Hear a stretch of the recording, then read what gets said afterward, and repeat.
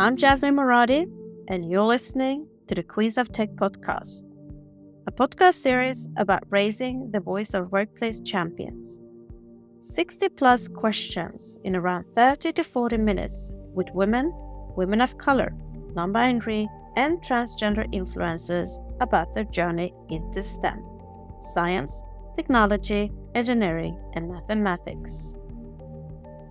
I started the Queens of Tech podcast initiative in May 2022 because I would like to retain more women, women of color, non-binary, and transgenders in the tech industry. Talent is out there, but our work environment needs to improve for all to feel safer, stay authentic, and to be valued for our contributions. My vision is to raise the workplace ecosystem for all in tech by killing the imposter syndrome, stopping bad behavior, and increasing equity opportunities. Each podcast talk is built around 60 plus questions regarding upbringing, education, career path, DIB, and future advice. My mission is to bridge the gap between schools and workplaces by getting into the heart of my guest's personal life and career journey to inspire other girls, women, women of color, non-binary, and transgenders to unleash their full potential to reach top leadership roles in the tech industry. My goal is to raise the voices of tech champions around the world and together with companies, investors, and politicians, raise the challenges and opportunities around equity, inclusive, diversity, and belonging in our workplaces. Enough is enough. I would like to enforce companies to build a sustainable, inclusive culture to retain diverse talent so we keep the workforce power equity to continue building future diverse and inclusive products. Representation matters. Your voice matters. In this episode, I'm very excited to welcome my guest, tech queen Sheila Buswell, CEO and co-founder of Buswell Biomedical, and author of Is This Seat For Me? And U.S. Army veteran. Hi, Sheila. Jasmine, nice to meet you. Nice to meet you too. I'm very happy to have you joining us. Let's dive into your journey into STEM. Hope you're ready for the Quiz of Tech 60 plus question. Let's warm up with a few fun facts about you. How would you describe your personality in 3 hashtags? Hashtag resilient leader, hashtag veteran author, and hashtag empowering innovator. And how would you describe your life in 3 sentences or hashtag? I embody resilience, transitioning from a challenging setback, losing my scholarship to becoming a veteran of the U.S. Army. Overcoming adversity, I pursued education, obtaining engineering credentials, and eventually founding Buswell Biomedical, driven by innovation and determination. As an author, I empower others with my insights in imposter syndrome, reflecting on my journey from self-doubt to success. What kind of music stimulates and motivates you the most? I find motivation in music that tells a compelling story, but I also like a backbeat that matches my mood. So whether that's the energy of the Drop Hit Murphys or the soothing sound of the blues, from where I live in St. Louis, I get a lot of that. And then the music has to resonate with me on a deeper level, like speak to my soul. What is your personal motto? Prove them wrong, embrace the challenge. What is your favorite book? I'm going to casually mention my own book, Is This Seat For Me?, which delves into overcoming imposter syndrome. But beyond that, I like science fiction books because it allows me to ponder the future and how it'll affect positively or negatively. And business-wise, I like Atomic Habits because I like to think about how small changes can affect you long-term in big ways. What is your favorite podcast? I like How I Built This by Guy Raz, especially the Culver's episode. He talks in a business way, like how unexpected challenges come up and how they're dealt with and how things become what they are. Mac or PC? So I'm a Mac person through and through. And fun fact about me is my nephew and godson is a mechanical engineer at Apple. So yeah, all my things from Apple. Say something interesting about you that most people don't know. I'm right-handed, but I shoot left-handed. I do a lot of things left-handed now. I'm old enough where I was geared right-handed, I guess, but naturally I'm left-eye dominant and I do things better, more accurate. What is your hidden talent? Ooh, my hidden talent is that I have an eye for quality. I walk into a room and I can tell what is junk and what is high quality. You already written a book about yourself. If you were going to write another book about your life, what would the title be? I would like to talk about breaking barriers, a journey of innovation and adversity. Great start, Sheila. Now, let us dig deeper. Our childhood has an effect on our adulthood. Our early experiences shape our belief about ourselves, others, and the world. Now, I want to discover your childhood. Where did you grow up? I grew up in a small military base in the West Desert of Utah, Dugway Proving Ground. They tested chemical and biological weapons. It was nestled in like the West Desert. It was surrounded by an Indian reservation, like ranch kids, cattle farms. So I rode a school bus for part of that time, and I had scientist kids and a lot of Native Americans and ranch kids. It's not something you see every day. And what was your dream job as a child? I wanted to be an archaeologist, like unlock the ancient mysteries of the past. And what was your favorite subject in school? English, And what was your least favorite subject? history. What is your earliest memory of technology and the arrival of the internet? So my earliest memory of technology is not my earliest memory of the internet. We got a little Apple computer with the one with the little screen, and my brother was making a referral sheet, and he was using a small font, and he could fit more physics equations on a smaller piece of paper. And then I remember from the internet, my friend Diane's phone was always busy when I tried to call it because that was the arrival of the internet. Because when you first had a dial-up modem, it was like, you never knew. And which were the three first technology gadgets you owned? Walkman, boombox, and a camera.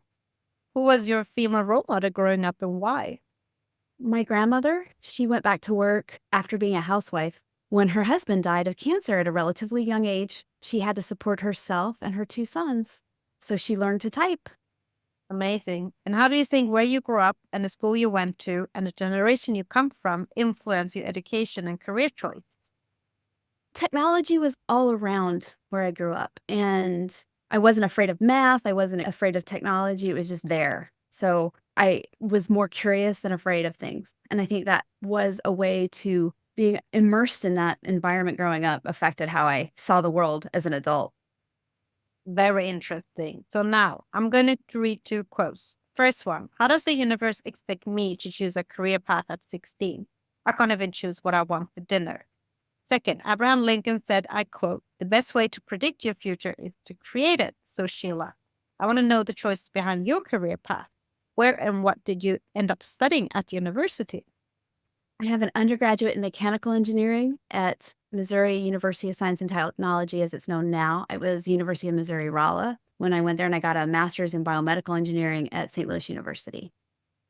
Who and what influenced you to get into your chosen field? I did hear when you were growing up, there was a lot of biomedical around you. I went on a field trip. I don't know if this is exactly it, but Manny was a robot that I saw on a field trip, and I was like in 6th grade. And it was mechanical and biomedical, and he was amazing. Like as an adult, I'm like, the control system was cool. So yeah, all the technology that was around me, it was easy to access. And what professional roles have you had before that led you to start your own company? I was in R&D and I was in process engineering. I did a lot of automating of devices or like automating of manually intensive jobs. And when I look at a manually intensive thing or that's not safe, I was like, oh, a machine could do that better. And I could look at problems that can be solved in that way. And I think that's a good way to approach things. And what does Buswell Biomedical do? We're developing the upward mobility. It's a device that allows patients in a rehab hospital to conduct the activities of daily living independently, while healthcare workers like nurses who are short-staffed prioritize other tasks. What is your title and what is your main responsibilities? My title is co-founder CEO of Buswell Biomedical. My responsibilities vary from day to day, but I do all the things. And initially, I designed the first several iterations of the upward mobility. But I also like empty the trash and clean the toilets. Like I do all the things. And my main responsibility is just to make sure the bill get paid on time. Now I make sure that things are designed. And what was the reason behind starting exactly this type of company? When I joined the military, I got injured in Bosnia in 1998. And then I got a medical discharge. And 20 years later, after my injury, my mom fell and broke her hip, like your mom. And I'm not a caregiver, but I sat and watched my mom's struggle with a lot of the things that I had struggled with. But this time I knew there was a better way. And like I mentioned before, I had spent a lot of my time as an engineer automating manual tasks. And I'm like, this and that could be automated and we could figure this out. And at first, my plan was to just go work for who was ever developing this, because entrepreneur spirit was not something was my first inclination. It was more like, well, I'll go work for whoever's developing this. Oh, well, no one's developing it. And then if no one's developing it, I'll develop it. If not you, then who? If not me, then who? And got a patent and started a business revolved around that device because it's a need and we're trying to solve a problem. Kudos to you. And you're also an author. What was the reason behind writing your book, Is This Seat for You?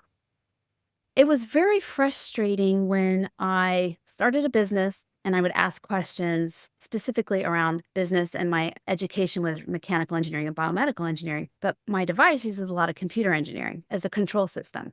And I knew that was capable, but I didn't know enough about it. So I'd ask questions to further my knowledge. But people would be like, oh, that's imposter syndrome. Automatically, that name was thrown out. And I didn't know what it was because my entire career was different. So at first, I started writing the book thinking I didn't have imposter syndrome because it made me angry. And then on this path, I learned I do have imposter syndrome, but just not about business and computer engineering, more about makeup and babies specifically. I don't have any kids. So I'm like, but there's this expectation societally that I would be good with kids and I would like kids and I know about makeup. And the more I researched the topic and talked to people, the more I realized it's a predominant factor that everybody has, but they don't like to talk about it. So I went down this path and I started writing the book. And my feeling on imposter syndrome evolved, as did the book itself. Like, I included more stories because I thought it meant more telling stories from different people with different lives and how it affected them. I'm an engineer. I identified a problem. I offer solutions that have helped me. And then I offer cultural solutions that I think would change, like if we change the culture. And I do think imposter syndrome exists, but I think it varies. Like, people call it imposter syndrome because of who has it. And I was diagnosed with imposter syndrome because I look the way I look, doing what I do. And I don't think that's necessarily fair. So what are the main findings from the book?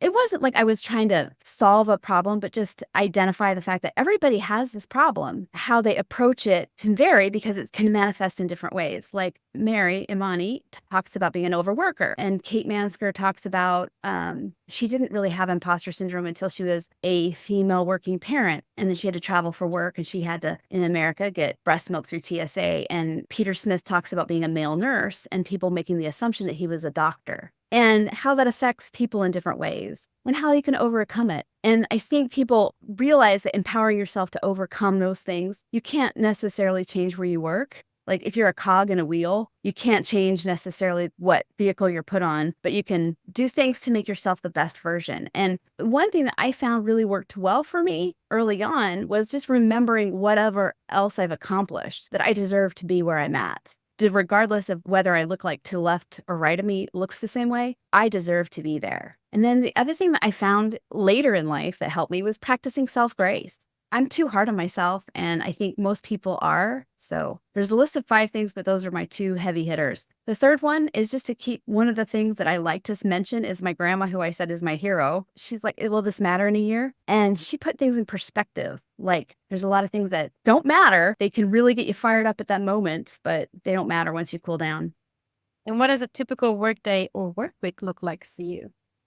Over the past 5 years, my workday has changed significantly. But I have a dog. So I get up around 5 a.m. and I have set boundaries that, I do Sheila stuff between 5 a.m. and 9 a.m. And then I work from Buswell Biomedical stuff from 9 a.m. to 5 p.m. And that has helped me. In the morning, I like to have a cup of coffee. I'm not big on breakfast. I'd like work out and call my mom. And then, eating right and working out has kept me more level. Again, I like to feel powerful and I like to feel like I can impact change. But I think that those kind of things are benefited from working out, just exchanging oxygen and feeling powerful physically. And I love the quote, choose a job you love and you will never have to work a day in your life. So Sheila, what do you love about your role? I love the fact that I solve problems. A lot of the problems that we faced with today, and people look at technology, and this is something that I am frustrated by. they think evil, or like when I would mention 5 years ago, when I'd mention AI or something like that, they think about the Terminator or something, it has some negative connotation. They wouldn't think Big Hero 6 and how it could solve a problem. But my mind always worked like that. Oh, we can use this to solve that. The world is faced with so many challenges, and the use of technology to solve problems would be great. So what is the best experience you've had in your current role so far? Any examples you want to share? The best experience I've had has just been the ability to solve problems, even if the solution isn't readily available, but to offer hope that, okay, this problem, we need to work on it. And the diverse background to work on it comes from me. And we need diverse population to work on these problems and to be able to offer those solutions. And then what is the biggest challenge you've encountered so far, and how did you tackle that?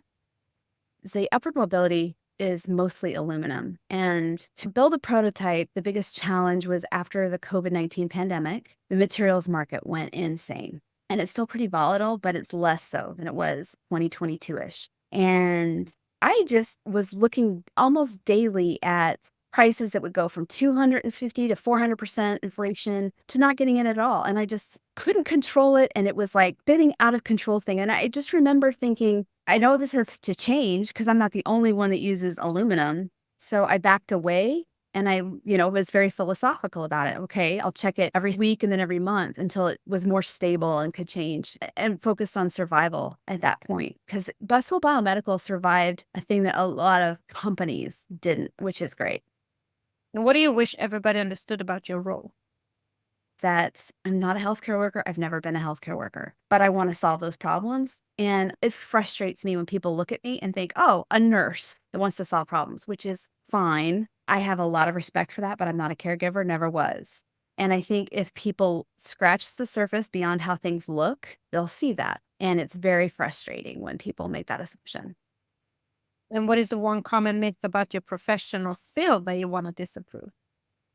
That to be a good engineer, you don't have to look a certain way. Are you familiar? It's a very American thing, I think, Dilbert, the cartoon.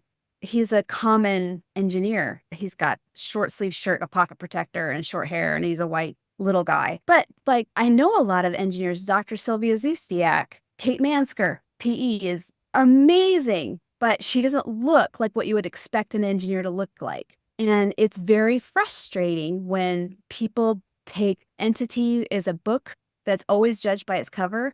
It's fine if you judge books by its cover. That's a very human thing to do, but take in more information and be aware that that bias exists. And I wish that that would change. And what do you love about working in the tech industry? I love the potential to solve the future problems like climate change, energy shortage, things like that. I think the technology is the answer to all those things. Oprah Winfrey said, I quote, "Think like a queen. A queen is not afraid to fail. Failure is not a stepping stone to greatness." So Sheila, what has by far been your biggest achievement in your career? I've always been able to work at the companies or the places or the positions that I aspire to. And although whether those positions obviously didn't breach the horizon, I met a lot of great people and I formed relationships that I cherish, and I learned a lot. What is the biggest factor that's helped you become successful? Any success habits? I learn from everything I can. I think you learn more from things that don't work out quite right than you do from things that do. And I try to learn from all the things that happen. And how do you measure your own performance at work? I try to measure what could happen against what did happen and take into account all the challenges and opportunities that arrived, and then compare. And I have found that that's a good way to judge my own response. And with success come failures. What is your biggest failure in your career, and what did you learn from it? I depended on friends and family to have the same work ethic and inspiration and venture that I have. They might have done things out of allegiance for me, but not because they believed in my product or whatever. And that has meant they didn't follow deadlines or they didn't have the same work ethic. If I promised to do something by a certain date, I would do it. So I assume everybody would do it. And that's not always the case. And it was hard to learn. What is inspiring and motivating you the most in your role and career right now? I think we're at a time where a lot of things need to be changed and are changing. And that motivates me. Let us now jump into the influence of mentors, role models, champions, and sponsors. Role models can consciously or subconsciously be a powerful force in our lives. In addition, champions can stand up and advocate for us and open up the world of possibilities. Sponsors match emerging talent with leaders and influential employees who can help us move ahead in our careers. Sheila, do you have a mentor, champion, or a sponsor today? Yes. When I first started my business, I didn't have any business acumen, and I depended a lot more on frequent conversations with Jackie Hoyt. She had a business, and it's not tech, but just the guidance she offered, like before I mentioned my biggest failure, just the insight she gave me about, okay, sometimes you have to learn from those mistakes and move on. And I guess it was learning that sometimes everybody makes mistakes like that, and just to move on is important. And who is the female, non-binary, or transgender role model you look up to in your field? I don't. Like, I have gathered an eclectic, strong, powerful feminine sources, but we've talked about this. There's not a lot of women mechanical engineers. And I have not had a female boss ever. So I looked up famous women engineers and stuff, and there's a lot, but I didn't know about them. History shows that it has been more common for men having mentors, champions, and sponsors in business than women. So, Sheila, how important do you think it is to have a mentor, champion, and sponsor during one's career? Oh, I think it's hugely important. So just like mention of how Jackie helped me and just know that I'm not alone or to guide you through what I perceive. And I'm going to use the military analogy of a minefield, right?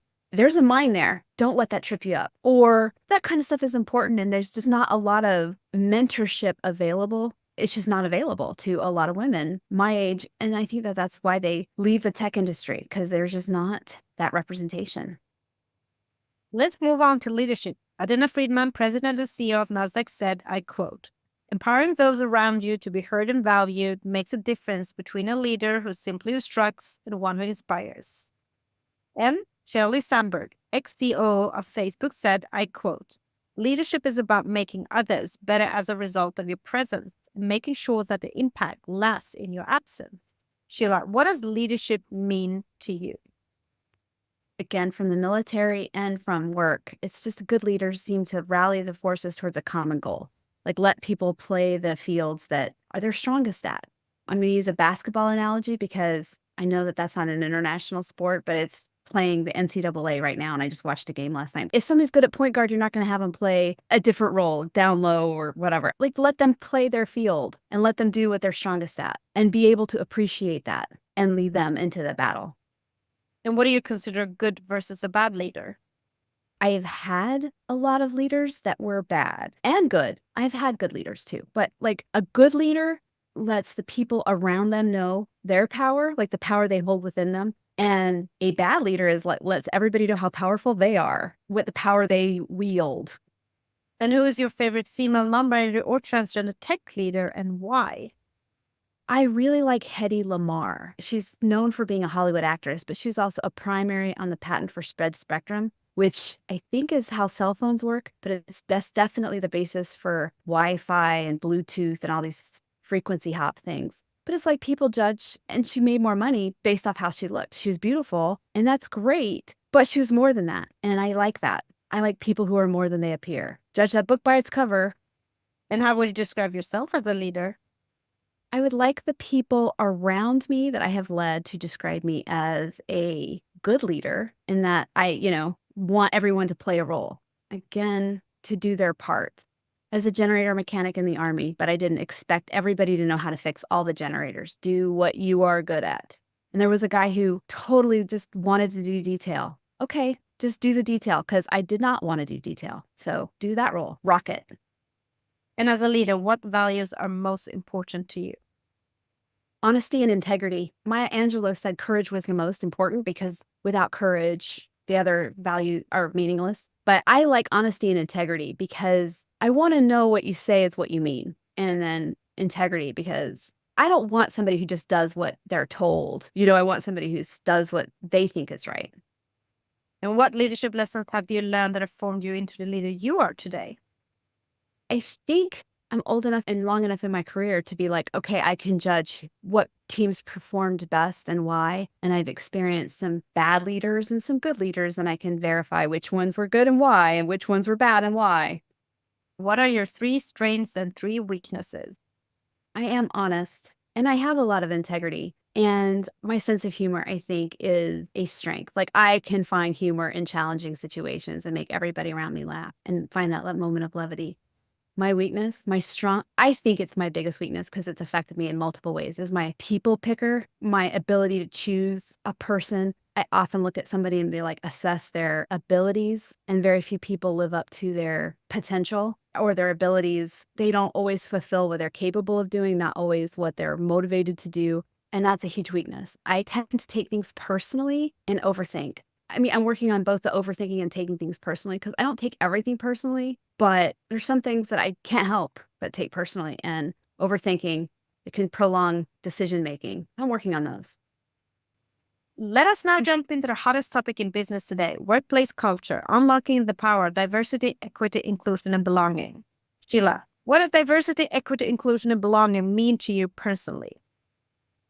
Personally, I just think people, if they assess the idea evaluate the validity of the idea, whether it's a good idea or bad idea or anywhere in between on that spectrum, and not the person that came up with it, what they look like, what's going on in their underwear or whatever, like just simple as that. And not to take account of if you have the color of the rainbow in your boardroom, but you don't listen to them, it's not really valid. What do you consider being 3 to 5 signs of good company culture if you were to join a company one day? I'm going to meter this on what I have experienced in the past, but it has always been a good company culture. The first thing is if they identify themselves as a team, bad if they identify themselves as a family. Just red flag right there. I think if the non-negotiable items are defined upfront and the company culture is tied to what the company does and the goals or the accountability is tied somehow to what everyday person does. Like, even if you are the lowest rung, if you can identify what you do to the overall building of the thing, answering the phones or whatever, like you have the ability to understand what you do helps do the thing that the company does. And you're important. And as a woman, what has been the most significant political or cultural barrier in your career, and how have you overcome these challenges? As a woman, I think being viewed not as what I could offer, but being viewed as a woman first. Like, not as a materials expert, not as a whatever, but as a woman. So it was very difficult. I was able to, because of my path, stand my ground and be like, I belong here. But not everybody has that, the same path, or not, but everybody has that ability. And it's not as firmly rooted. And that's unfortunate. But yeah, I was able to overcome it and make them see my worth eventually. I belonged at those tables. And why do you think it is important for more women, women of color, non-binary, and transgenders to join the tech industry today? Your background dictates how you view problems. And I think we have a lot of problems that need a diverse set of solutions. And to find the solutions, you need to see the problem in different ways. And matter of factly, I think that people come from a different background, they'll look at it a different way. And you need that. It benefits all of us. And the statistics show that. The more diverse the team is, the better they are at coming up with the solutions. Do you and how do you speak with your colleagues, peers, and community about DEIB challenges, for example, salary gaps, promotions, etc.? I speak with my colleagues about diversity, equity, and inclusion totally by bringing up current events. And locally in America, we had Valentine's Day, and Reese's is a big candy manufacturer. They had created a Valentine's heart in a certain size, and they reduced the size of the heart by making it narrower. So it had these bumps on top, like a heart, and it was long and skinny, and it had a narrow bottom. So instead of looking like a heart, it looked like a piece of male anatomy. And they made it in white and pink and milk chocolate and dark chocolate, I believe. So I'm like, well, if they had a more diverse, if they had more women in that boardroom, if they had more, all of the things, and they felt comfortable in raising their hand and saying, maybe no, maybe if you had more people looking at that felt comfortable and being like, maybe that's not a good idea, the day after Valentine's, there wouldn't be 75% off because people weren't going to hand those out. Little kids go hand out Valentine's. Yeah, they weren't going to do that. So that's how I talk about it. A moment of levity, but I think it sends a message. There are many public and internal discussion about the barriers women of color, non-binary, and transgender face when reaching high position at the tech industry or receiving funding. How do you feel has affected and is affecting you, and what is your advice on how to best unblock these roadblocks? I spent last year trying to raise venture capital money, but it came up that it was less than 2% raised. Women-led companies were able to receive venture capital funding. And so I just was fortunate enough that I'm like, okay, instead of wasting my time trying to do that, I'm going to go elsewhere. I think that's how Bank of America started. They were like, well, we can't get funding. It was Italian immigrants. So they bounded their money together and they lent money that way. And they're one of the biggest banks in America and in the world, maybe. And in the tech industry total, like I mentioned before, Kate Mansker, she gave this story that was really impactful to me is when she became a working mother and being a working parent who's a mother versus a father in the tech industry and traveling for work and the challenges she faced breastfeeding, like getting through TSA with breast milk, going to a hotel and making sure they had a freezer, making sure she had a place to express milk at a corporate function. And all these things, it's not impossible, but I think this is why representation matters, is it's like, well, who do you ask? And knowing that it's possible, not impossible or hard or whatever, and just having somebody who's done it before. And they've left the tech industry because it's not comfortable. Well, today, tech companies spend a lot of marketing money to attract women of color, non-binary, and transgender. However, at the same time, they're finding it hard to retain them. As you also know, articles show that women are leaving the tech industry. The reality is showing that they're leaving the tech industry. So what is your best advice on strategies for how companies can work to build a stronger corporate culture that engages DIB? Companies need to acknowledge that it's in their own best interest to acknowledge this thing. Like, it's not 40 years ago and it benefits them as a company. At the end of the day, money matters and you're going to make more money if you have a diverse workforce. They're not going to bleed. A mentally stable workforce is not going to leave a good culture for a bad culture. And I think making that case needs to be done better. At that level, that case is made, it's more meaningful and people have more of a vested interest at the top to make that change. What would you say are the few factors of challenges of implementing a DIB culture in a workplace and in the tech industry today?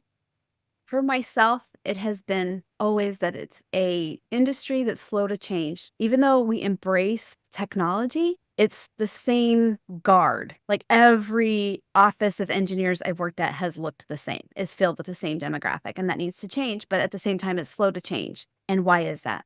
And I think there's multiple factors at play there. And I think having a woman just placed in a role that doesn't deserve there is counterproductive. And then there are more people, like my husband, I met him at work. It was very scandalous, very much sees women as an equal. That's most people. But there are a few people that are threatened. Honestly, they're threatened and they make it difficult. And they're going to speak the loudest and they're going to make it uncomfortable. So they just make it more difficult for a woman to thrive in that environment, I think.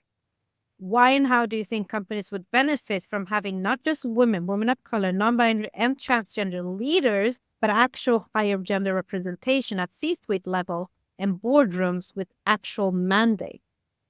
I think they would benefit from having representation. I didn't personally experience this, but I've had a woman who had a woman placed in charge of her, like way up ahead of her, and she didn't deserve to be there. She didn't have an engineering degree, but she was placed in charge of engineers. You run the case of tokenism if you just have the perception that these women are just placed there. I say women because that's what I am, but all the things. If someone is perceived as just being there, she has to be able to back up that she deserves to be there. And in my experience, it's very rare that they don't belong there. Like, for instance, I totally belonged in all the places I was, but the first perception was that I'm there because of I'm a woman or how I look or I'm a veteran or fill in blank here. And that's not fair, but they have that perception from somewhere. And the one case where I know somebody who had a woman boss, she was in no way a terrible writer, and she was in charge of technical writing people. She didn't have an engineering degree and she was in charge of engineers. She was totally a yes person. She would say yes, they could take her picture in the senior leadership team. But did she deserve to be there? No.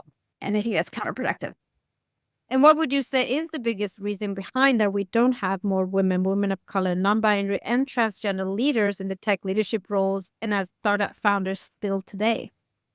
Again, I think it's a multifaceted thing, but I do think a lot has to do with the changing of the guard. And I do think representation matters. And I do think that there is this perception. And there is a movie that was in the 80s, and I think they're going to remake it with Harry Cavill being the Highlander. But these Highlander is this immortal group that like could live, but the way you kill one is you chop their head off. They would say there can be only one. And there was this perception for a long time women would get to a certain level and they would be the one woman in the executive position, and they would be horrible to the other women. They wouldn't pull other women up, they would push them down. And I think that climate has pushed a lot of women out of tech and honestly made it more difficult, because I think a lot of friction that's faced by women in technology, they're like, why? Why do it? I can do other stuff and be successful.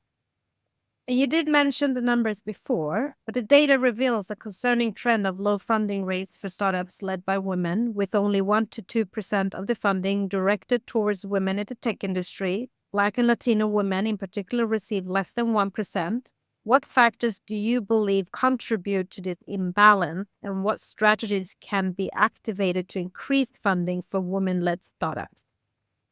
Ooh, I don't know. I don't know how to help that, because I got disgusted with the whole startup thing because it was like that moving bar.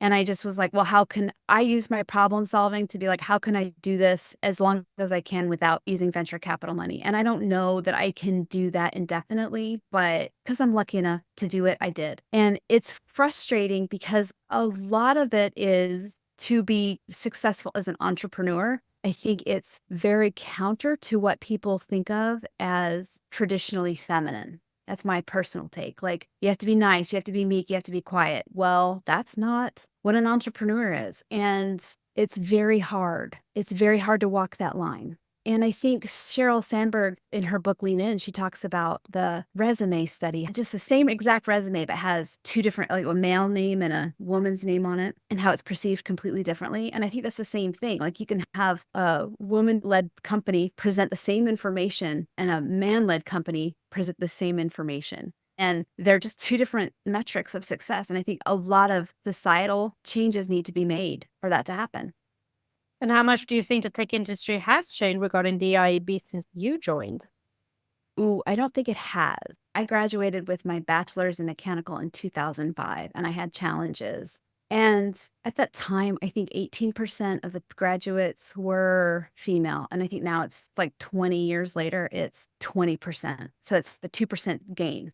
But when my last corporate job was in 2019, and I had an engineer with less education in a different department comment on how I looked. He commented out loud. And if he's going to talk to me that way, and I have a master's degree and I've been working for this long, how's he going to talk to somebody who just graduated, attractive or not? And why would she bust her ass in all those engineering classes if she's just going to be judged on how good her hair looks or how attractive she is? So yeah, I don't know the answer to that. And it's sad. Again, I think at the company culture, and just to make that kind of thing frowned upon and make people comfortable. At the time, I didn't even say anything because I was so shocked. But even if I did, who would I have said it to? That was going to be my next question. Looking back on your career, what one thing would you have changed in your working environment to break the bias? A lot of times, and I mentioned in my book that I was interrupted in a meeting and told titanium was stronger than steel by an electrical engineer. And I corrected him in private, and I was nice about it. I don't know that I would not have been nice about it, but in meetings, I continually had my words stepped on. I would have corrected him in public because he stepped on my words in public and he corrected me in public. And I think things like that, it would have sent a message. I don't know how it would have been perceived if a woman did that, but I think the more times women do that, the more they're like, oh, I kind of regret things like I answered to the wrong name or different name. And my grandma, again, she would say, it's not what you're called, it's what you answer to. And I answered to Rachel for years. I wouldn't do that now because now I'm in my 40s. I don't owe student loan debt. I don't owe things, and I'm not trying to build a career. I have my own company. I think the environment needs to change, not the people in it. And looking forward, what will you do as a leader to improve the bias for the next generation of women, women of color, non-binary, and transgenders?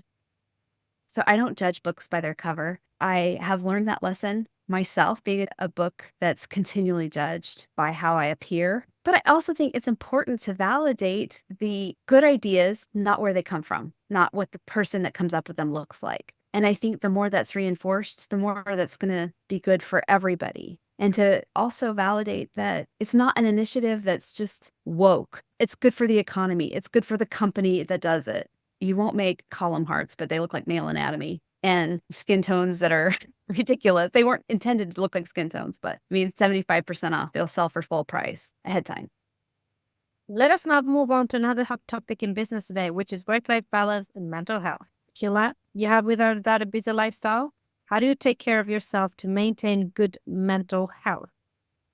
I think it's important to work out, and I also think it's important to have rock hard boundaries. Like, I set boundaries to work certain hours. I'm a work in progress, and I'm not good at this, but I have noticed that, like, when I violate my own boundaries, chaos ensues. So I get up and I have coffee and I call my mom, but at 9 a.m., I try to work from 9 a.m. to 5 like a job. I'm in corporate America and I focus on Buswell Biomedical. But then I disengage from Buswell Biomedical and I focus on Sheila because I think it's important to do that, to have firm boundaries. And then I think maintaining personal relationships and working out is important. And being healthy and eating a proper meal is important.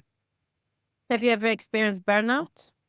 Absolutely. And that's why I started setting boundaries. I had pneumonia and I just couldn't shake it. People were like, oh, throttle back, take it easy. And I'm like, I don't know what that means. And I had to really dive deep in myself. I realize now, looking back, I was giving a lot of myself, but I wasn't giving the best of myself.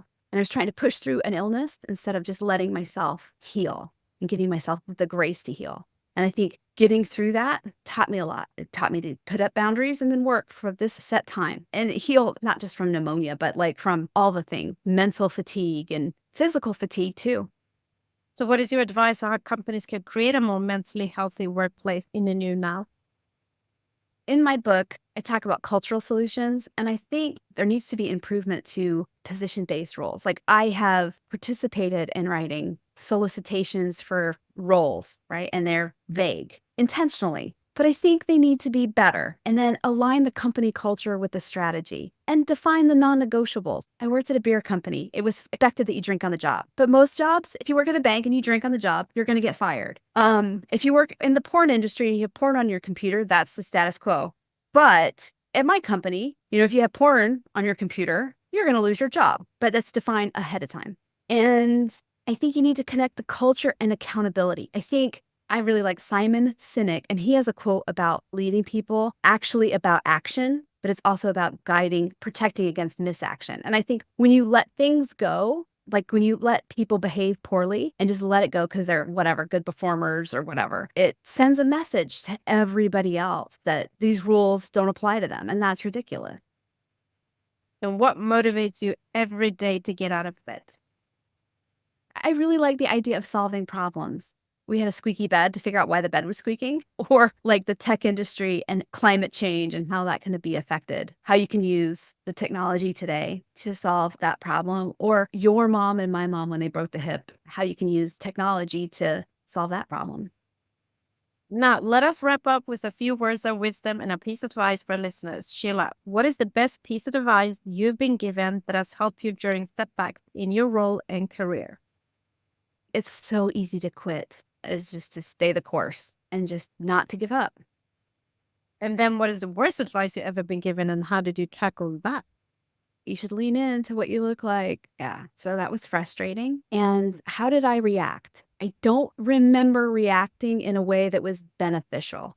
I think a lot of times I have this thing like, did that just come out of your mouth? Like, I don't say anything. I'm sure the answer is on my face, like what I'm thinking. And I got home and I'm like, that was garbage advice. And I did this repeatedly. But at the end of the day, I'm just not going to play a character to suit whatever, play a role. Is there something you wish you would have known or a skill you wish you had when starting out in the tech industry?